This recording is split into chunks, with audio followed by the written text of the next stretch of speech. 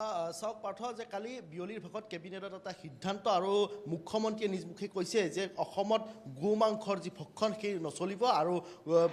Hotel restaurant বা যি সামাজিক অনুষ্ঠান আছে তাতে গো মাংস পৰিৱেশন কৰিব নোৱাৰিব আৰু সেই কথা মন্তব্য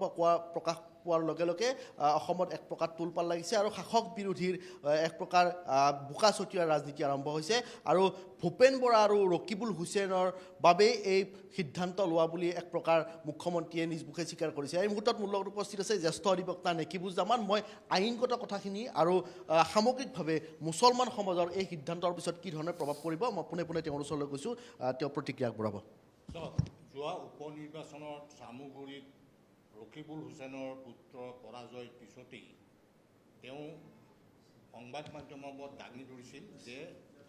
বিজেপিয়ে গৌ মাংস ভোজৰ জৰিয়তে এই নিৰ্বাচনত জয়লাভ কৰিছিল। প্ৰশ্নটো হৈছে যদি তেনেকুৱা কৰিছিল তেনেহ'লে তেওঁলোকে তাৎক্ষণিকভাৱে নিৰ্বাচনৰ সময়ত ঘটনাটো ঘটাৰ সময়তে তেওঁলোকে পুলিচত এজাহাৰ দিব লাগিছিল যে এনেধৰণৰ ব্যৱস্থা যিটো নিষিদ্ধ কৰা আছে আইন 21 চনৰ আইনখন মতে তেওঁলোকে এনেকৈ বিতৰণ কৰিছে, এইটো নিৰ্বাচনী আয়োগ আৰু পুলিচৰ ওচৰত এনে এক অভিযোগ আনিব লাগিল। সেইটো নকৰি তেওঁলোকে নিৰ্বাচনৰ পিছত এই অভিযোগটোৰ লগতে সমগ্ৰ অসমতে দেখিছোঁ তেখেতসকলে বিভিন্ন ঠাইলৈ গৈ তেওঁলোকে এই বিষয়বস্তুটো আৰু পুনৰাই উত্থাপন কৰি অসমৰ সাম্প্ৰতিক দিনত শান্তি সম্প্ৰীতি সমন্বয় বিনষ্ট কৰাৰ মূল ভূমিকা লৈছে। আৰু তাৰ লগে লগে যোৱাকালি অসমৰ মুখ্যমন্ত্ৰীয়ে সিদ্ধান্ত দিলে তেওঁলোকে কেবিনেট পাতি যে এতিয়াৰ পৰা গৌ মাংস অসমত আৰু প্ৰচলিত হ'ব দিয়া নহ'ব। হোটেল ৰেষ্টুৰেণ্ট বা অন্যান্য ৰাজহুৱা অনুষ্ঠানত তেওঁলোকে এইটো নিষিদ্ধ বুলি কালিয়ে ঘোষণা কৰিছে। আৰু তাৰপিছতে আমি দ্বিতীয় বিষয়বস্তু হ'ল যে আজি আমি বিভিন্ন সংবাদ মাধ্যমত দেখিলোঁ যে এজন ৰাষ্ট্ৰীয় মঞ্চ বুলি মই নাজানো, এইটো মই আগতে পোৱা নাই, তাৰে এজন নেতাই কিছুমান বক্তব্য ৰাখিছে, কিছুমান ঠাই হটস্পট কৰিছে। সেই হটস্পট অনুযায়ী আমাৰ ইছলামপুৰৰ এই শৰণীয়া কবৰস্থানখনকো হটস্পটত আমি মাজত থকা বুলি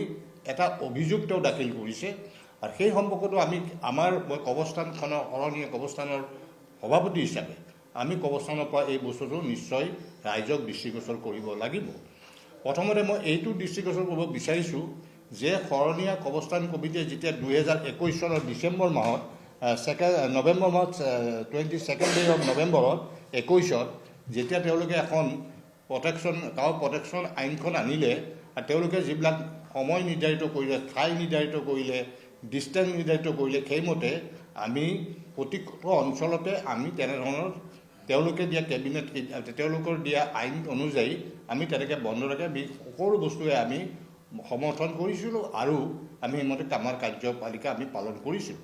আমি গুৱাহাটীত যেতিয়া আজি ইছলামপুৰৰ হটস্পট বুলি যিজন ব্যক্তিয়ে তেওঁলোক RSSৰেই তেখেতে যিটো কৈছে হটস্পট ইছলামপুৰ আৰু আমাক দৃষ্টিগোচৰ কৰিছে যে এইখন দোকানত এনে গৌ মাংস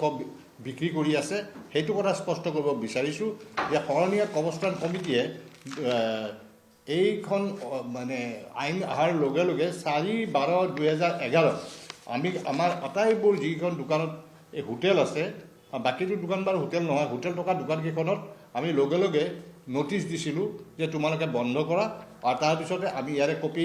DGP আপোনালোকে কপি লৈ যাব পাৰিব, আমাৰ নথি পত্ৰ আমাৰ হাতত মজুত আছে। DGP OC পল্টন বজাৰ আৰু আমাৰ টেনেণ্টবিলাকক আৰু গোটেই আমাৰ শৰণীয়া কবৰস্থান ইয়াত 46খন সমাজ জড়িত আছে। শৰণীয়া কবৰস্থানৰ এই 46জন আটাইবোৰ সদস্যলৈ আমাৰ এই পত্ৰখন প্ৰেৰণ কৰিছোঁ আৰু এইসমূহ তেওঁলোকৰ টেনেণ্টৰ চহী আমি লৈছোঁ যে এইকেইজনে যিসকলে হোটেল চলাই তেওঁলোকে চহী কৰিছে। আৰু তাৰপিছত যিহেতু বাফেলোটো এতিয়াও নিষিদ্ধ হোৱা নাই, মহটো তেওঁলোকে মহৰ মাংস ব্যৱসায় কৰি আছে এই 5খন হোটেলে। আৰু এখন দোকান থকা বুলি কৈছে, সেই দোকানখনে আমাৰ হাতত থকা নথি মতে তেওঁলোকে চিৰিয়াখানাৰ পৰা চৰকাৰী বাঘক যোগান ধৰিবলগীয়া মাংসটো যোগান ধৰে। গতিকে ইয়াৰ পিছত যদি তেওঁ উক্ত ব্যক্তিজনে আমাৰ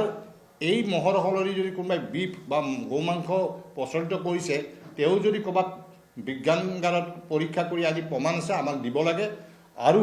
যদি ইয়াৰ কিবা তথ্য আছে আমাক দিব লাগে যে এইখন দিয়াৰ পিছতো যে আমি স্পষ্টভাৱে কৈছোঁ যে আমাৰ যিখন দোকান আমাৰ আণ্ডাৰত আছে হটস্পট কৰা হৈছে ইছলামপুৰত, গোটেই ইছলামপুৰৰ ৰাইজৰ লগতে আমাৰ 46খন সমাজক সেৱা প্ৰতিপন্ন কৰিছে। এই ক্ষেত্ৰত আমি অলপত এখন সাধনসভা দিম, আমি কাৰ্যব্যৱস্থা ল'ম আৰু আইনগত ব্যৱস্থা আমি লোৱাৰ কাৰণে ইতিমধ্যে সিদ্ধান্ত গ্ৰহণ কৰিম। যিসমূহ অভিযোগ আনিছে তো কিহৰ ভিত্তিত আচলতে এই অভিযোগ তেওঁহে জানিব তেওঁ যদি ক'ৰবাত এই যে ড্ৰিংকছ কৰিলে যে পুলিচে পাইপ সোমোৱাই দি পেলাই চাই কিবা এটা ফুকাবলৈ দিয়ে তেনেকুৱা যদি ক'ৰবাত ফুকাই পেলাই ৰাখিছে বিফ খোৱা বুলি তেওঁ আনি দিয়ক বা যদি তেওঁ ক'ৰবাত অভিযোগ কৰিছিল তাৰে বিফ চলি আছে আইন এখন চলি থকাৰ পিছত যদি চলি আছে বুলি তেওঁ অভিযোগ ক'ৰবাত সেইকাৰণেতো আজি আমি এই কথাখিনি সংবাদ মাধ্যমৰ আগত দাঙি ধৰিব হৈছে হটস্পট কি কাৰণত কৰে তেওঁ কিন্তু আমাক প্ৰমাণ কৰিব লাগিব কাৰণ আমাৰ শৰণীয়া কৰ্মস্থান কমিটিক তেওঁ দৃষ্টিগোচৰ কৰিছে আমি তেওঁ দৃষ্টিগোচৰ আজি কৰিছে আমি 2021 চনতে আমি লিখিতভাৱে যাওক ডিজিপি পল্টনবজাৰ থানাত দিছোঁ নাই আমি কপি দোকানীবিলাকৰ চহী আছে নে আপোনালোকে চাওক কপি লাগি লৈ যাব দোকানীবিলাকৰ পৰা আমি চহী লৈ এই মানে প্ৰতিলিপি আমি তেওঁলোককো দিছোঁ গতিকে ইয়াৰ পিছত যদি কোনোবাই চলাইছে আৰু আমি জনা মতে তেওঁলোকক আমি ষ্ট্ৰিক্টলি কৈছিলোঁ আৰু আমি জনা মতে ইয়াতে সকলো বাফেলো মহ চলাই আছে মহটো যিহেতু নিষিদ্ধ বুলি এতিয়ালৈকে তেনেধৰণৰ ব্যৱস্থা কৰা নাই আৰু আমি আবেদন কৰিছোঁ এই দোকানীসমূহে আমাক প্ৰায়ে কৈ থাকে যে তেওঁলোকৰ যিখন লাইচেঞ্চ তেওঁলোকে বিফৰ কাৰণে লৈছে বা অন্যান্য কাৰণত লয় তেওঁলোকে বাফেলটো ইয়াতে লাইচেঞ্চটো এতিয়াও দিয়া নাই গুৱাহাটী পৌৰ নিগমৰ পৰা লাইচেঞ্চ এখন লোৱাৰ কাৰণে আমি চৰকাৰকো আবেদন কৰিছোঁ যে আপোনালোকে অন্ততঃ যিহেতু বিফটো বন্ধ হৈছে ইয়াত বাফেলৰ লাইচেঞ্চ দিয়াৰ ব্যৱস্থা কৰক বুলি আমি আবেদনো জনাইছোঁ গতিকে এই ক্ষেত্ৰত আজি আমাৰ কথাটো আমি স্পষ্ট কৰি দিছোঁ যে আমাৰ ইয়াত হটস্পট বুলি কৈ প্ৰকৃততে আমাৰ কৰ্মস্থান কমিটিৰ ভাড়াঘৰৰ ওপৰত কৰা আক্ৰমণ আমাৰ যেন 46খন আমাৰ ইছলামিক সমাজক আক্ৰমণ কৰিছে তেনেধৰণৰ আমাৰ অনুভৱ হৈছে আৰু আমি তাৎক্ষণিকভাৱে বিচাৰিছোঁ আমি যিকোনো মুহূৰ্তত আইনৰ ওচৰলৈ যাম আমাক প্ৰমাণ কৰিব লাগিব যে ইয়াতে বিষ চলি আছে বুলি এই 5খন দোকান আমাৰ ইয়াত আছে আপুনি চাই লওক গৈ প্ৰতিখন দোকানত তাৰপৰা মাংসটো লৈ যায় তেওঁলোকে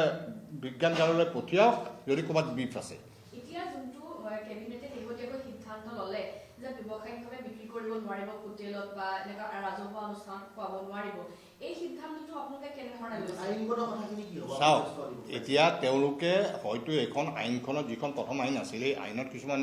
ধাৰা উপধাৰা সন্নিৱিষ্ট আছিল কিমান কিলোমিটাৰলৈ 500 কিলোমিটাৰলৈ ধৰ্মীয় অনুষ্ঠানৰ পৰা নিষিদ্ধ সেইবিলাক আমি কৰি আছোঁ কিন্তু এতিয়া যিখন তেওঁলোকে নতুনকৈ আকৌ কেবিনেট সিদ্ধান্ত এইটো তেওঁলোকে হয়তো মানে অৰ্ডিনেঞ্চ হয়তো কৰিব অৰ্ডিনেঞ্চটো কৰিবই লাগিব অৰ্ডিনেঞ্চ নকৰাকৈ এখন যি বস্তু সোমোৱাইতো দিব নোৱাৰিব অৰ্ডিনেঞ্চটো নহাৰ পিছত তাৰপিছত সেইটো দেখা যাব দ্বিতীয়টো কথা মই চৰকাৰক আহ্বান জনাম যে আজি উজনি অসমতো আমি দেখিছোঁ বিভিন্ন ৰিজেণ্টমেণ্ট সংবাদ মাধ্যমতো দেখিছোঁ যে আজি ইছলামিক এখন ধৰ্মনিৰপেক্ষ ৰাষ্ট্ৰ সকলো ধৰ্ম সম অধিকাৰ আছে গতিকে আজি উজনি অসমত যিটো বস্তু ধৰি লওক আমাৰ মুছলিম সমাজে গ্ৰহণযোগ্য নহয় বুলি তেওঁলোকৰ অভিযোগ গ্ৰহণযোগ্য নহয় আপোনাৰ গাহৰিটো মছজিদত কিনাৰে কিনাৰে গাহৰি মাংসৰ দোকান খুলিছে সেইটো আমাৰ ইছলাম ধৰ্মৰ মানুহৰ কাৰণে বা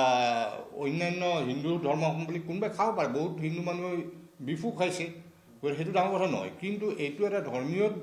অনুভূতিৰ বিৰুদ্ধে যেন কথাটো কৈছে এই কথাটো আজি অভিযোগ উজনি অসমৰ পৰা আহি আছে আৰু ঠিক তেনেধৰণে এই দোকানবিলাক বন্ধ কৰা এই ব্যৱসায়টো বন্ধ কৰাৰ পিছত ইয়াতে বহু ধৰণৰ মানুহ আজি য'ত নিবনুৱা সমস্যা গ্ৰাস কৰি পেলাইছে